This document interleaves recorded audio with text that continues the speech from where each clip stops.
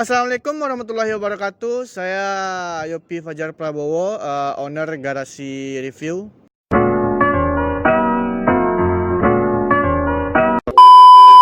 Kali ini saya akan berbincang-bincang sore bersama saudara Abdul Rofi yang mempunyai motor di sebelah saya, motor Mio Sporty biru, cukup terkenal lah di Kota Padang. Mungkin kita ingin mengulik sedikit sejarahnya, gimana sih ini motor bisa kayak gini, asalnya dari mana, atau macam-macam sih sejarahnya lah. Pokoknya kita akan mengulik kupas tuntas sejarahnya. Oke, mungkin bisa Abdul Rofi menjelaskan sejarah motor ini dari mana. Oke, baik, sebelumnya saya memperkenalkan diri dulu. Perkenalkan, nama saya Abdul Rofi, biasa dipanggil Rofi. Saya owner dari Yamaha Mio warna biru ini. Oke, mungkin untuk Abdul Rofi, ini motor tahun berapa sih emangnya, kok bisa motor, mungkin bisa dibilang ini motor kan udah tua nih, udah tahun 2000-an lah istilahnya, tapi kayak motor baru jadinya. Ini motor tahun berapa sih emangnya? Kalau tahun motor, Mio ini tahun 2006. 2006, emang motor ini dari tangan pertama, emang ambil baru, motor punya orang tua. Terus kalau pindah tangannya sejak udah kelas 3 SMP, itu udah dipegang sama saya sendiri. Insya Allah kalau dalam bidang aksesoris pakai uang sendiri. Cukup tua juga ya, tahun 2006. Mungkin kalau untuk pertanyaan selanjutnya, kenapa sih memilih konsep arah ke seperti ini? Kenapa nggak memakai, itu kan ada tuh velg 14, kenapa nggak memakai velg 14 untuk daily use? Kenapa harus 17? Kenapa sih harus memilih? Kalau konsep, pengennya sih kalau ngelihat enak dilihat, emang pakai ring 17. Tapi kalau emang keseharian velg 17 emang kurang kenyamanannya. Nah tuh guys, dengerin, untuk daily use, untuk si Rofi memakai velg 14 yang di sebelah kirinya. Ini hanya untuk pajangan atau shoot aja ya guys, bukan untuk rekomendasi untuk harian. Nah, untuk pertanyaan selanjutnya nih, ini kan warna Mio Sporty, mungkin bisa dibilang warnanya kan cukup banyak nih. Udah berapa kali sih untuk ganti warna untuk motor satu ini? Ya, kalau selama saya pakai motor ini udah berapa kali ya? Pertama warna asli, warna biru ini, terus warna biru Tosca, warna Ocean Blue, warna merah, hitam, sama kembali lagi ke warna aslinya. Soalnya udah berapa nanya di showroom, Body Mio kabar-kabarnya mau stop produksi, jadi berat hati untuk ngeripennya lagi. Cukup banyak ya guys, ganti warnanya udah seperti ular nih.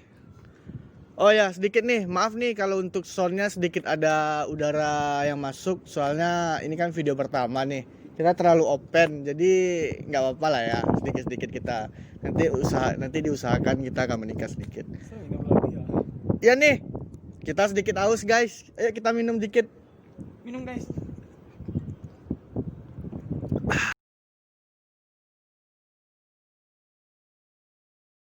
Oh ya, kita lanjut nih. Nah untuk mesin udah pemakaian kayak pistonnya udah berapa, karbunya udah berapa, spek untuk mesin lah sedikit kita nge-review atau mengulik tuntas gimana sih mesin di dalam Mio Sporty biru ini.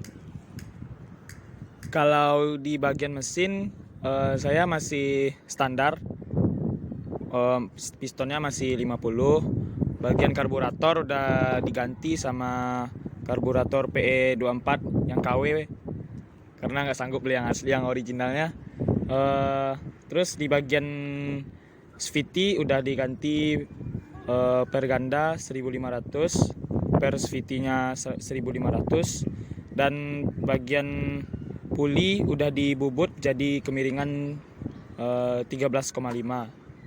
Ya masih nyaman lah untuk dipakai harian. Berarti lumayan cukup ngacir lah ya untuk harian ya, untuk daily use. Oke nih, kita lanjut ke mungkin bagian part-part bagian depan dulu nih, kayak bagian pengereman. Mulai dari kaliper, master rem, shock, piringan cakram menggunakan apa sih?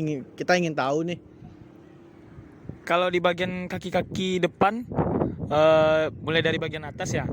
Bagian atas pakai handle CRG yang KW. Di bagian bawah menggunakan kaliper Brembo 4 piston yang mungkin bisa dibilang grade A atau barang lama, dan dibalut sama selang rem SC Siam KW juga. Terus di bagian piringan atau disk itu menggunakan piringan Scarlett, itu punya orang atau pinjem. Ya itu mungkin itu yang di bagian depan itu aja. Masternya masih standar. Cukup detail ya guys. Yang pinjam dibilang pinjam, yang KW dibilang KW. Cukup aplaus untuk saudara Rofi ini. Nah, untuk di bagian belakang nih, kayak di bagian shock, bagian knalpot sama timing knalpotnya menggunakan apa sih? Kita ingin tahu juga. Kalau di bagian belakang shockbreaker menggunakan SOA yang triple click, masih barang KW juga, belum sanggup beli yang originalnya. Terus di bagian knalpot itu knalpot standar racing merek, sebut mereknya ya? Janganlah. Listameng itu menggunakan kalau dibilang ori juga enggak ya.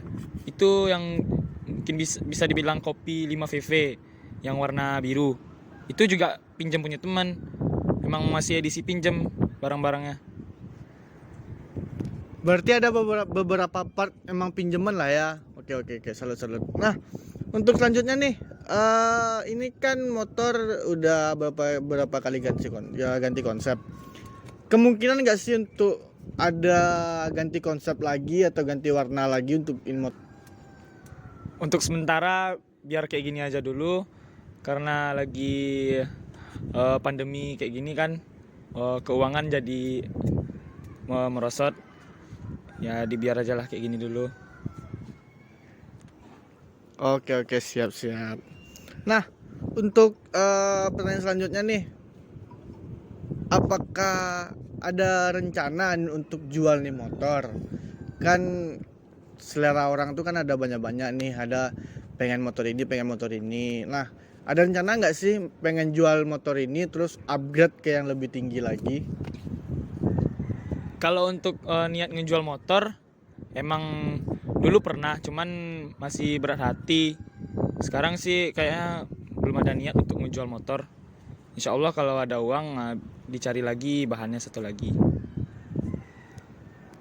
Mungkin cukup sayang mungkin ya untuk ngejual ini motor karena dibangunnya dari nol sampai kondisi seperti ini. Nah, teman-teman yang nonton kan pada penasaran nih, biaya ngeluarin duit sampai segini banyaknya berapa sih kalau untuk dikalkulasiin udah total seperti ini? Kalau masalah total modifikasi, berapa ya? Karena sebagian barang motor ini banyak punya orang, jadi bingung kalau ngitungnya.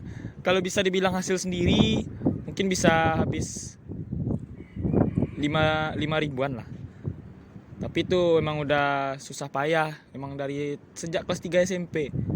Ini baru bisa kayak gini, emang belum maksimal sih. Ya jujur ini emang barang-barang ada yang ngutang, ada yang punya orang. Ya gitulah. Nah tuh guys, dari kelas 3 SMP tuh guys, ngumpulin duitnya sampai kayak gini.